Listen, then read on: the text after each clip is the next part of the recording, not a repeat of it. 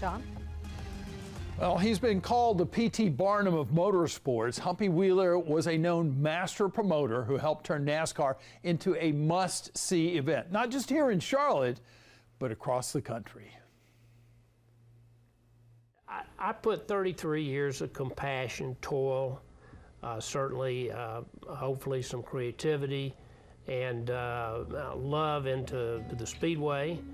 Humpy Wheeler was born Howard August Wheeler Jr. in 1938 in Belmont. He eventually found his way to Charlotte Motor Speedway in 1975, hired by Bruton Smith to be the track's president.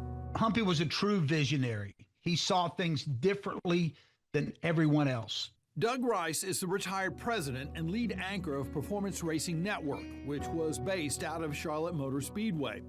He tells us Wheeler dedicated his career to improving NASCAR and making it a sport fans could sink their teeth into. I think Humpy had this vision that NASCAR at the time could be a lot more than what it was.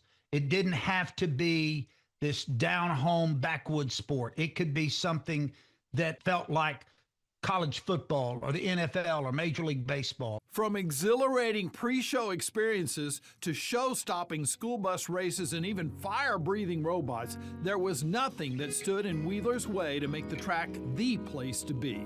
There were so many things that Humpy was a part of while he was here that not only established really something special for racing, but also something special for sports in general. And we show them some fun. And those are the main things that you got to do. So many in the industry credit Wheeler as the sole reason Charlotte Motor Speedway became NASCAR's crown jewel. And beyond the track, Wheeler was instrumental in making sure everyone felt supported, from the drivers themselves to the fans in the stands. Humpy probably assisted every one of those teams. And that is a big part of Humpy's legacy, is that he helped people. Not just in the racing community, people he didn't know, race fans. This guy wasn't just a philanthropist. He genuinely provided aid and assistance to people. Those who knew Humpy Wheeler say he made sure everyone, especially the blue-collar worker, could have an unforgettable experience at the track.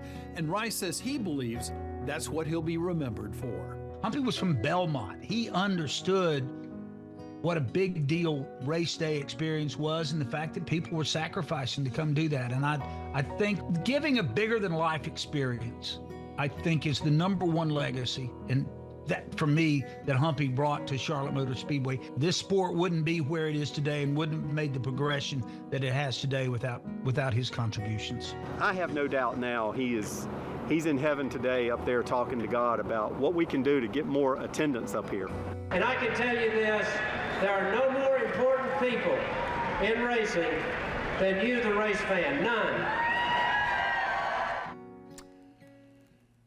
And Kim, we have heard statements from across the motorsports industry, of course, pouring in following the news of Humpy Wheeler's death. And we've heard from the king himself, of course, NASCAR legend Richard Petty, who said, "I'm deeply saddened by the passing of Humpy Wheeler. Humpy was one of a kind, a true showman, and one of the sharpest minds this sport has ever seen."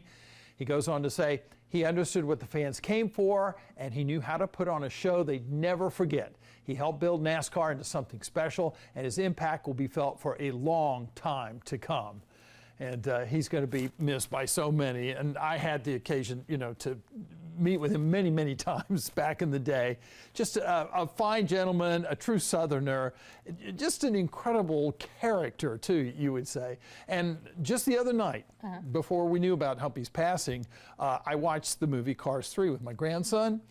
Humpy's in that movie. He's in the first Cars movie, too, the Disney car. He plays Tex, the guy who owns the Dynaco gas whatever. But that's Humpy Wheeler's voice in that. So Humpy, not just in NASCAR, but in movies, and did so many other things. He's going to truly be missed. Yeah, they could not have made a Cars movie without having him in it. Exactly. He was larger than life, is what I'll say. I wish I would have had the chance to meet him. He is really going to be missed. He will. All right, John, thank you. Well, let's